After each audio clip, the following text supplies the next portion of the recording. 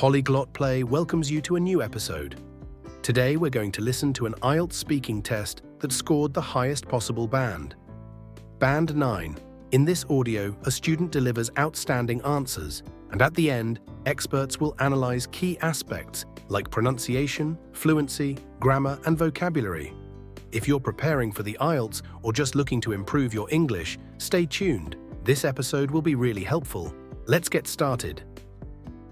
Let's talk about music. How often do you listen to music? I think I listen to music mostly when I'm driving. I think it puts me in such a good mood when I'm out there on a drive and I play my favorite music. I'm usually into Afro music a lot, hip hop and Afro and R&B. So I prefer listening to music when I'm driving, or sometimes when I'm working out, I'm at the gym, something like that. Is music an important subject in schools in your country?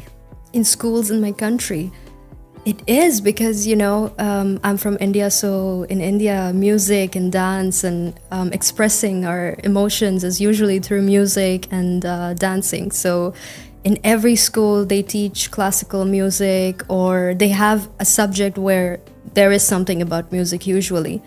So I think it is important. Do you ever go to live concerts? Oh, I've been to 3 concerts, and 3 of them are my favorite artists. And it was actually on my wish list, and I made it happen. And it was one of the best experiences. And in live concerts, it's a lot different than you would imagine.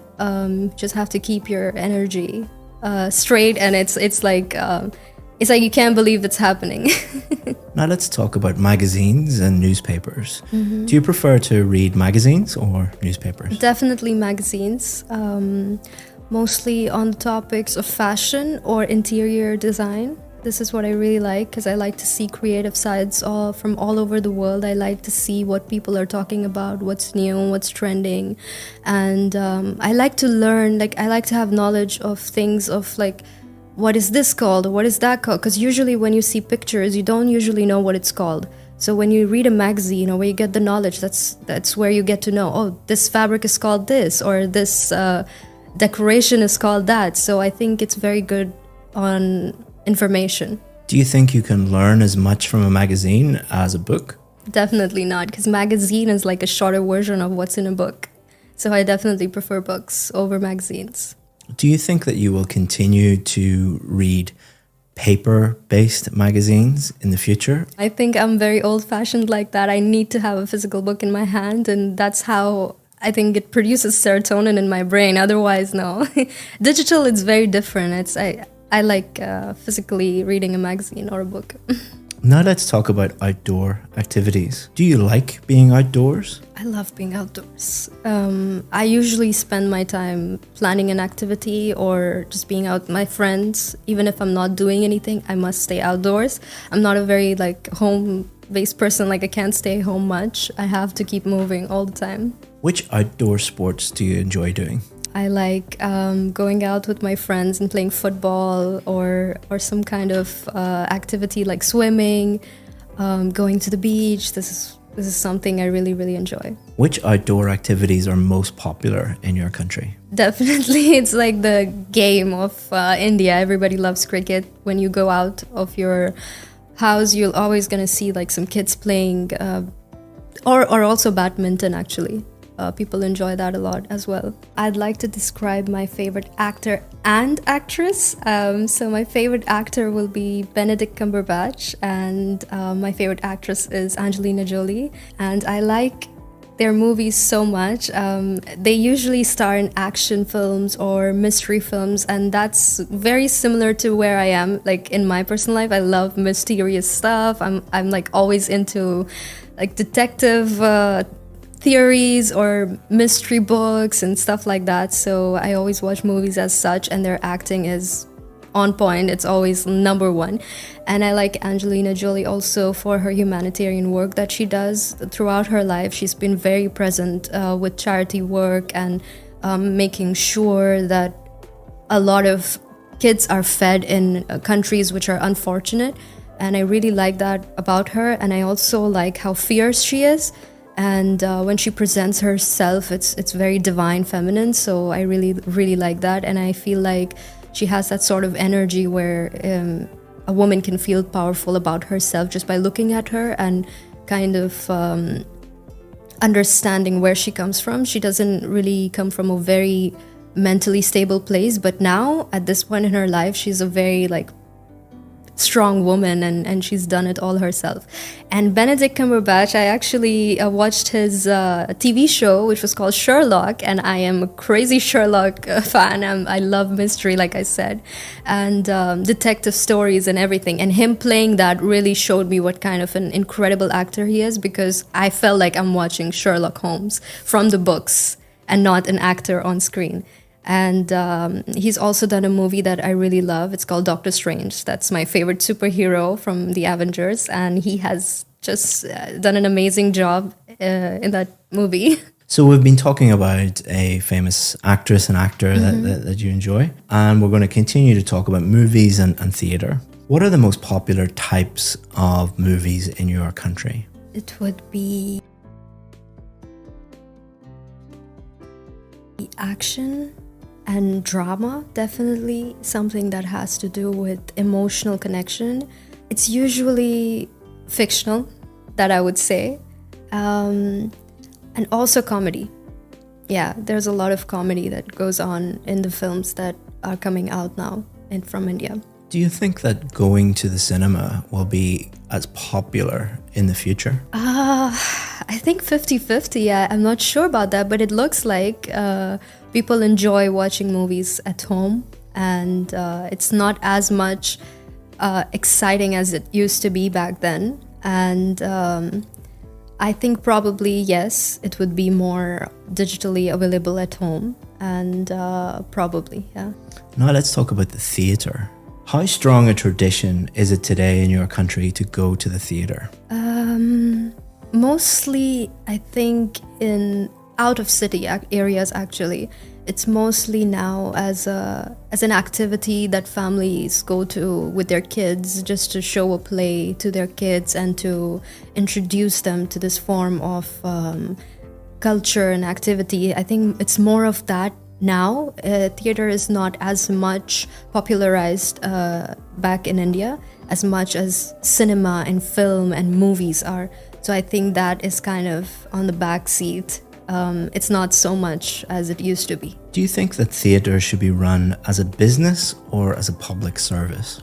Ooh, I think both. I think it goes hand in hand, so that people can be employed as well at the same time, and it is of a public service at the same time. I think that people do enjoy it, but at the same time, it could be used as an excuse and used as like an opportunity. What I mean to employ people, and because there's a lot of people who would love to do acting, but they can't really make it in the movies. So maybe they could use theater as their hobby. So I think, yeah, both can go hand in hand. In some countries, governments pay theatres to put on shows for the public. Do you think this is a good use of public money? It depends on whether or not if it's free to the public. Because if you're charging for them to see that play, then it doesn't make any sense, is what I think. And I think that it shouldn't be this way in the first place. I think it should be available freely to the people. Yeah. Let me give you some feedback on your performance. So you're hoping to get a band 9. And I'll go through the 4 marking criteria. Okay. So pronunciation, fluency and coherence, grammar and vocabulary. So let's start off with your pronunciation. Pronunciation is one of your strong points. Oh, okay. The examiner will be thinking, can I understand what this person is saying? How clear are they? And then some higher level pronunciation features like intonation, for example. I can understand 100% of what you're saying. You do have a hint of an accent, but it is extremely clear listening to you. For anyone watching who has an Indian accent, they shouldn't feel bad about it or anything like that. Yes. You know, you shouldn't try and remove your accent. I think it's about speaking as clearly as possible, but you certainly do. You also use intonation intonation extremely well.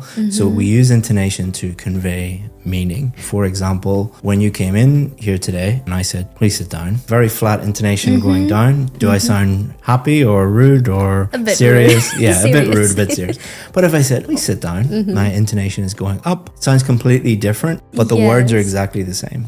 So you use intonation like that a lot to show that you're excited about something, that you're happy about it, that you're serious about something in a very, very high level way, which is very difficult to learn. Thank you. And you do it very naturally. You also use connected speech. So for example, if you were talking about movies, someone learning English might say, do you want to go to the cinema?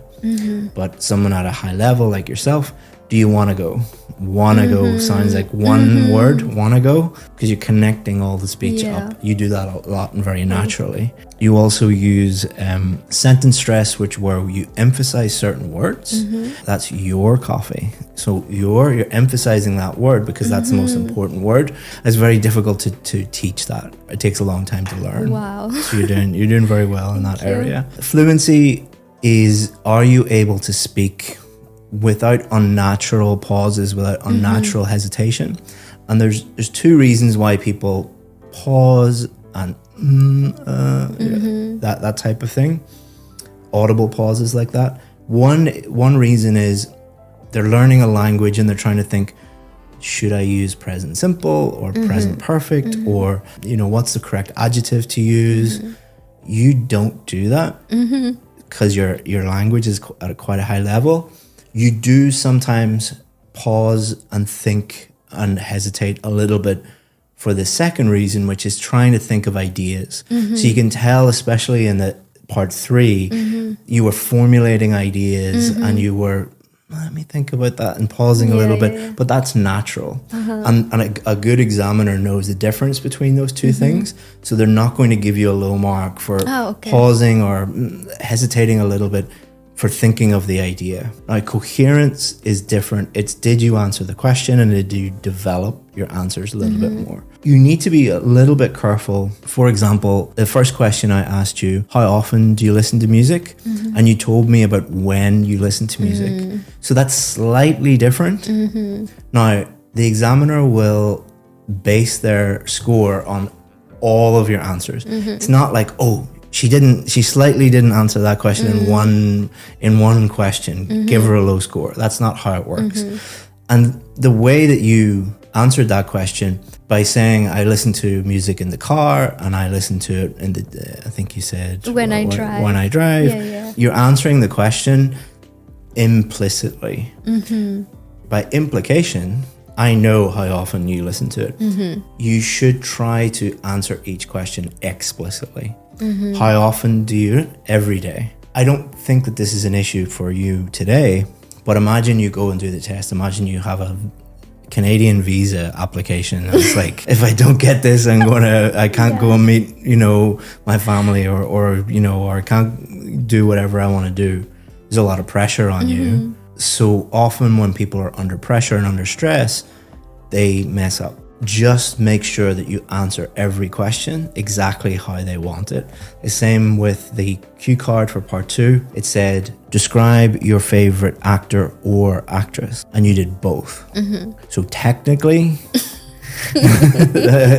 an examiner would be extremely picky if they marked you down for that. But again, I'm not criticizing you, but I'm being overly cautious because on exam day, if you go and do the test, you might go off and talk about something related to that topic, but not really answering it correctly. I think you would be fine, but we just don't want to take any risks. Definitely. Towards the end, especially the last question, part 3, what the examiner is thinking about is, can this person really develop their answers? Can they speak at length about topics? The last question, there's quite a short answer for part 3, but that was quite impressive. I'll tell you why. If you get a really, really difficult question in part 3, you should be happy because the examiner thinks you're good. If the examiner thinks you're bad, they'll just throw easy softball Oh, questions at okay. you. If the examiner thinks that you're really good, they'll throw more and more difficult questions to really just stretch you and test you. And that's what I was trying to do at the end.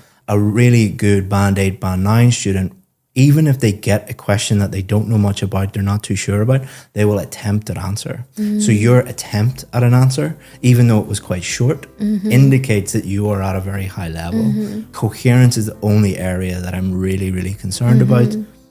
But overall, it's very, very good. I'm focusing on the negative, but it's only because You should, because otherwise, how would I know? Yeah.